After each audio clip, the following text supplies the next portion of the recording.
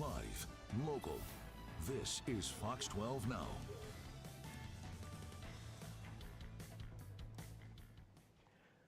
Hello, everyone. This is Fox 12 Now. I'm Greg Nibbler. Thanks for joining us. We are live streaming here out of the Fox 12 Oregon newsroom, as we do every weekday starting around 1 p.m. and going throughout the afternoon, covering a wide range of topics.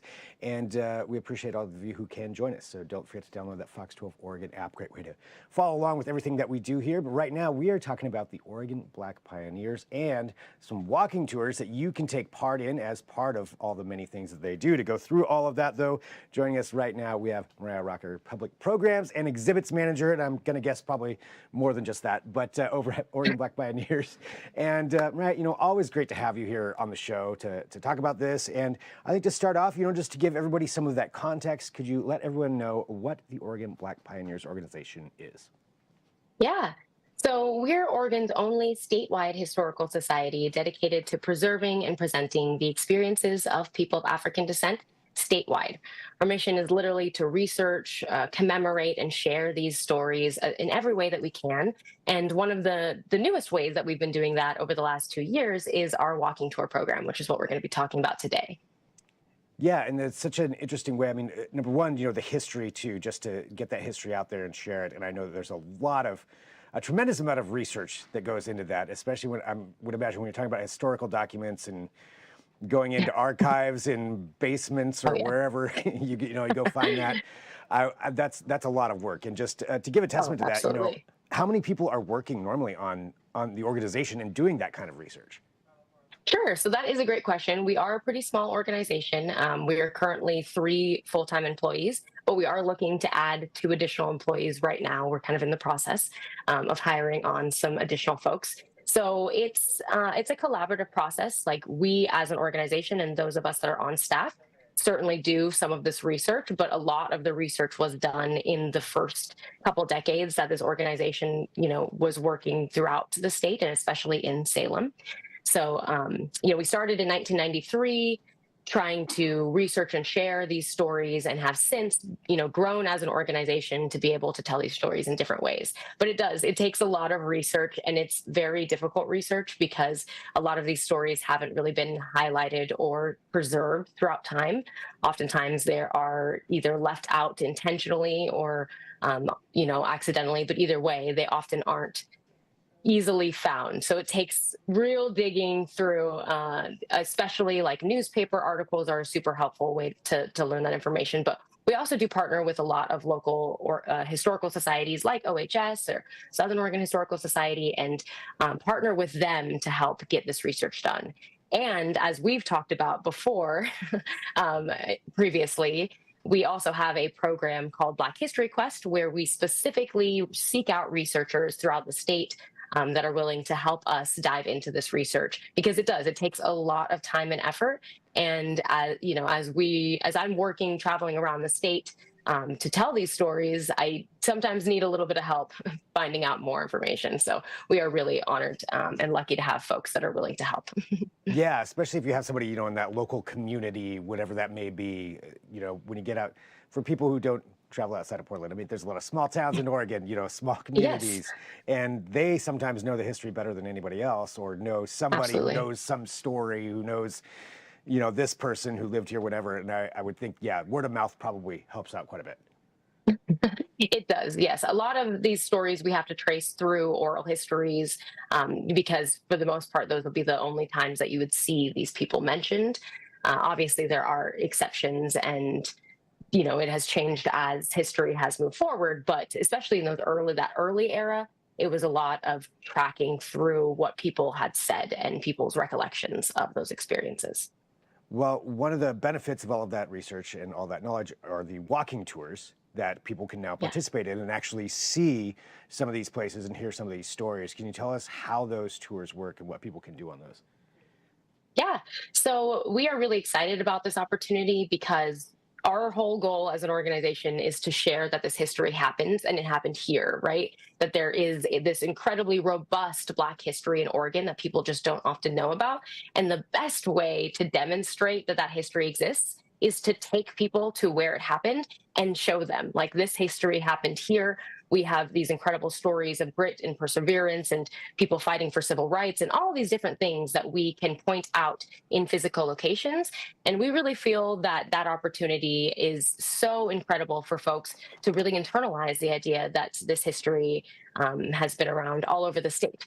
A really awesome part about the walking tours and the fact that we've been able to expand them across the state is that, of course, we could do hundreds of versions of a Black History walking tour in Albina and here in Portland. But it often surprises people that we're able to pull together enough physical locations with Black history in spots all over the state, including, as shown on screen just a second ago, Jacksonville, which is certainly a surprising location for many folks, though because of the kind of demographics of it today. But back in the early days of Oregon, it was like the largest inland trade center.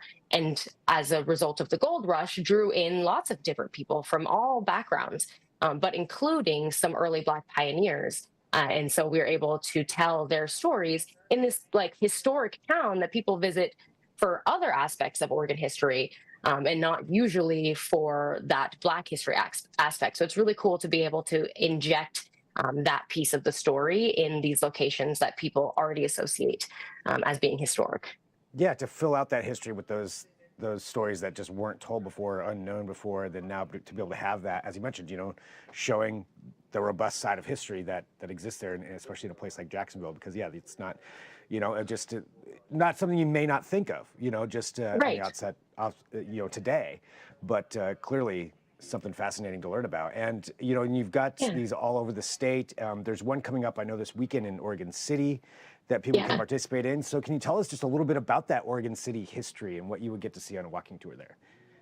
Sure. So Oregon City is, considered like the first city in Oregon. So, and it has a lot of really incredible history that would impact the way that Oregon functions as a state, and impacts the Black community specifically, because a lot of those early decisions were actually made in Oregon City, about the Black exclusion laws and things like that. And so being able to go to this place that has such incredible history in general, and then include that Black aspect, and highlight pieces of the puzzle that people might not really expect to find, like a Black photographer and a Black photography studio that once was in Oregon City and was kind of, well known. And so we get to talk about other pieces of the story as we move forward through time as well.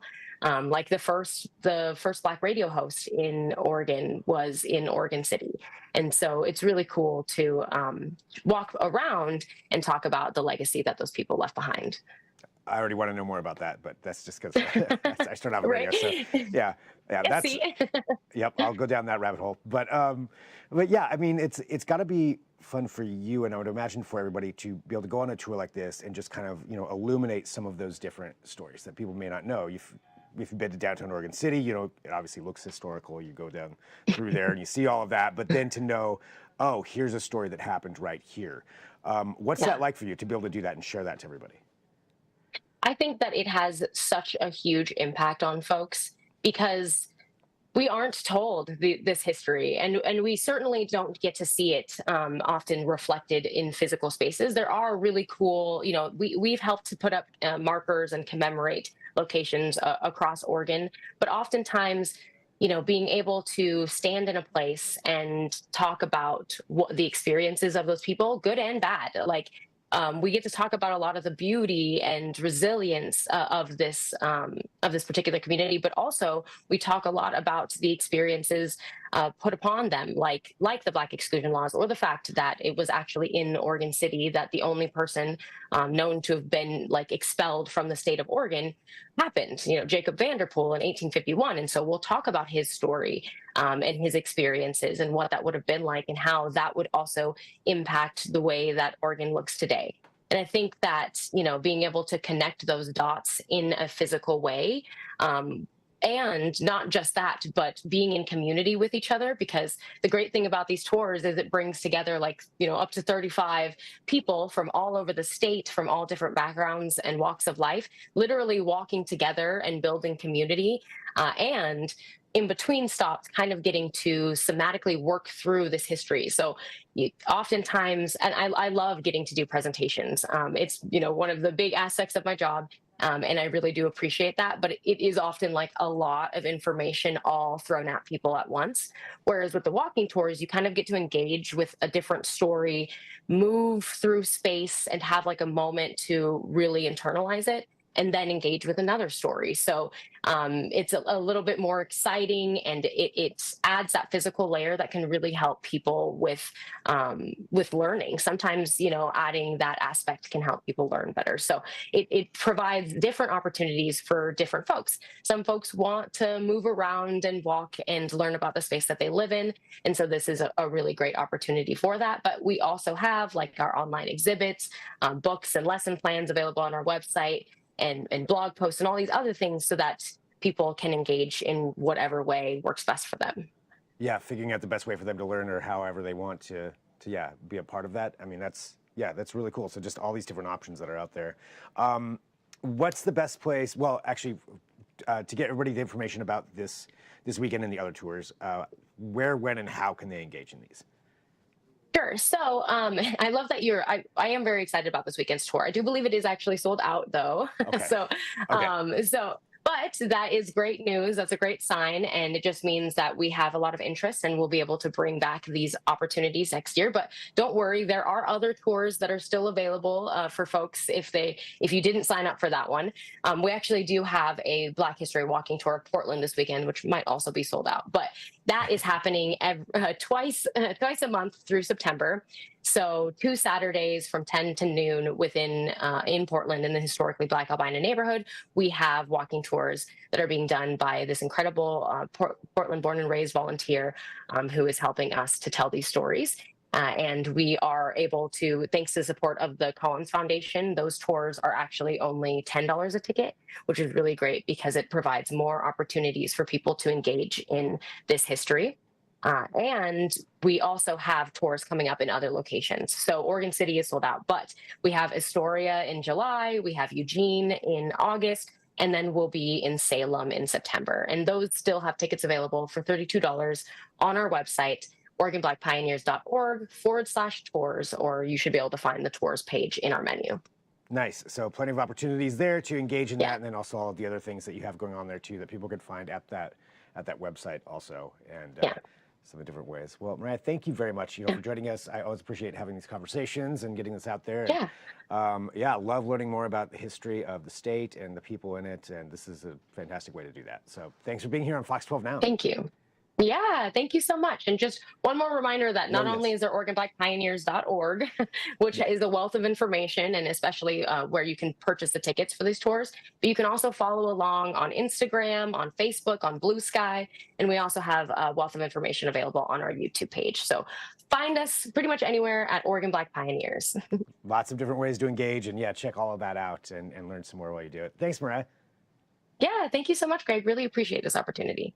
Always. And thanks to everybody who's joining us too. This is Fox 12 Now. We have lots more coming up here this afternoon. So I thank you for joining us. If you're watching live, great. That's on the Fox 12 Oregon app. If you're watching afterward, that is great as well. So feel free to share this segment and everything else that we do. It's a wide range of different conversations and segments that we do on here. Sometimes it's breaking news between 1 p.m. and 4 p.m. This is also the place to go for that. So if there ever is something like that we need to get out right away and get to you, we will get you that information on whatever platform you're watching me on right now. So thanks for doing so. But we'll take a break for right now.